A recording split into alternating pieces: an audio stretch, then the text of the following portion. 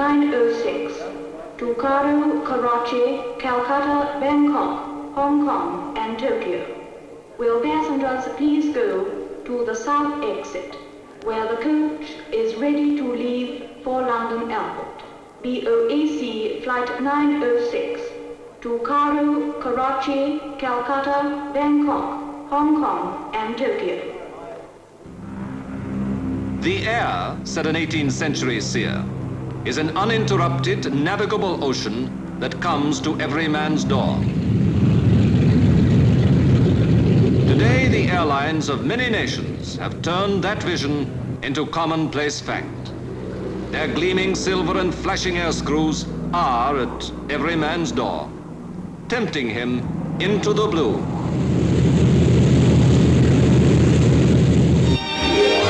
At airports, from London to Rio and Dum Dum, you can sample the stir and bustle that never ceases the clock round.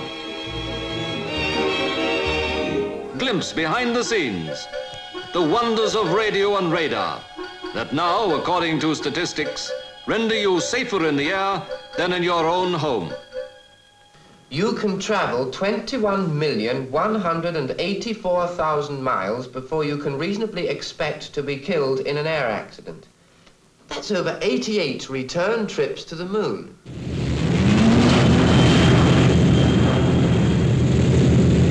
And aloft, cruising in comfort at 10 or 20,000 feet, it's free meals, no tips, and the papers delivered to your chair. Jules Verne dreamed of circling the Earth in 80 days. Now you can do it in just about as many hours.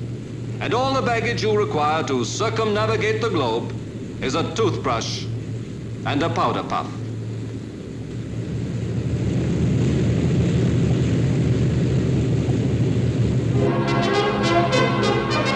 To the United Kingdom, seeking by every means to increase her trade abroad, the swift onset of the air age presents a special challenge.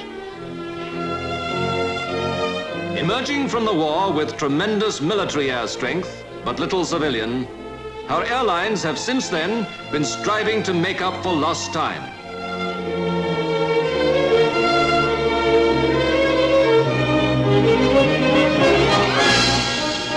Now, only a few years later, the name of British European Airways is well known all over Europe. Under the management of Lord Douglas of Kirtleside, himself a celebrated airman, BEA's routes fan out from London to cover the continent from Scandinavia to Spain.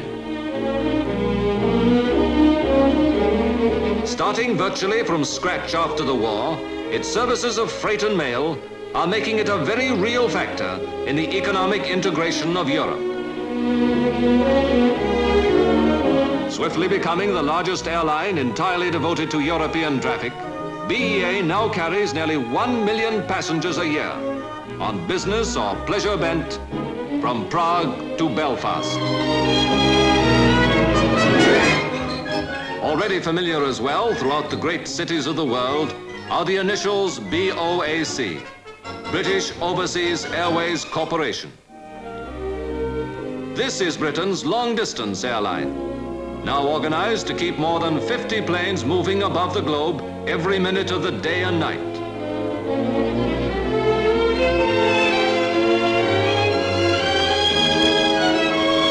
To BOAC's chairman, Sir Miles Thomas, falls the task of supervising nearly 200,000 miles of routes, many of which did not exist before the war. First, to fly the Atlantic regularly in both directions, BOAC captains now look down on the towers of New York as old familiar friends. Others skim the glittering Caribbean, courses set for the hard currency trade and tourism of the South American republics.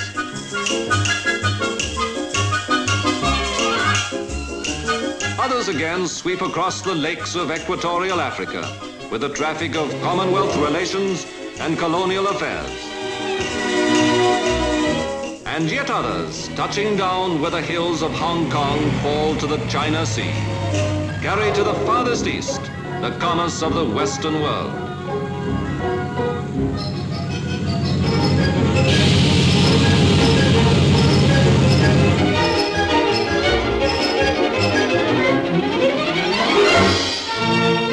And today, on London's famous Baltic Exchange, where Britain's cargoes find their carriers, they will tell you how important to the nation's business are the many charter airlines offering special transport service at short notice.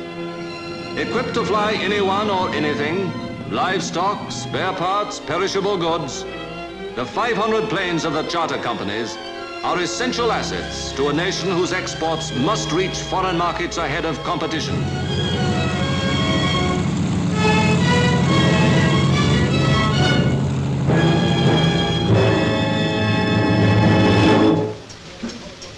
But behind the booking halls and front offices, Britain's airline operators well know that swift and successful air development, while vital to national purposes, involves a constant struggle against costs.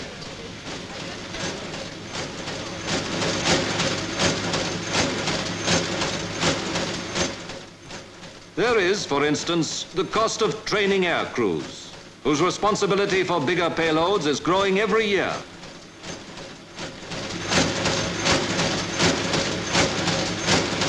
There is the cost of ground staffs, fuel, replacements for aircraft rapidly increasing in size and complexity.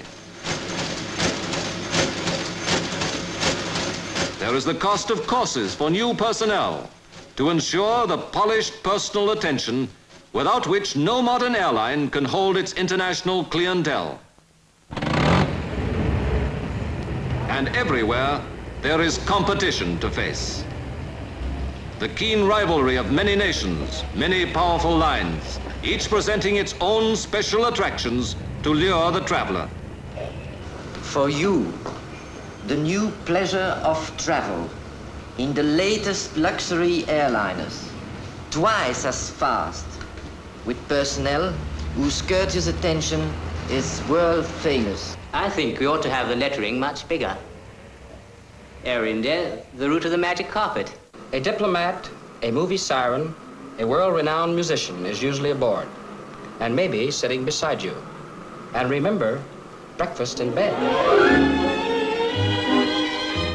But informed observers of the British aviation scene believe that the United Kingdom has two trump cards to play in her bid for leadership in the sky.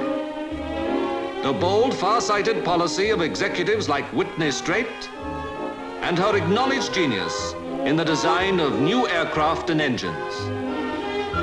They point to Britain's intensive pioneering of gas turbines, prime movers which will outstrip by many hundreds of miles an hour the speeds accepted in present timetables. They point as well to the revolutionary new aircraft now emerging from British factories, the record-smashing Comet, the enormous Saunders Roe long-range Princess flying boat,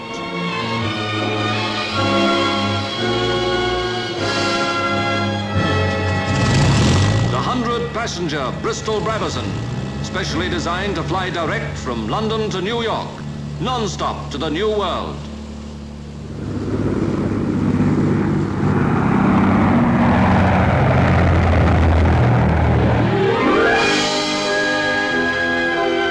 So a nation which once built its business on the mastery of great waters turns now to take up the challenge of the new trade routes of the sky.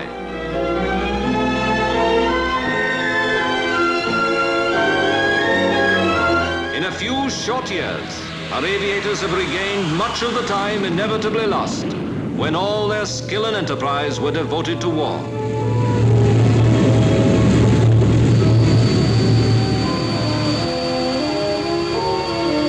Now, in a world everywhere lifting its traffic into the blue, they believe that Britain's future in the air is safe and sure.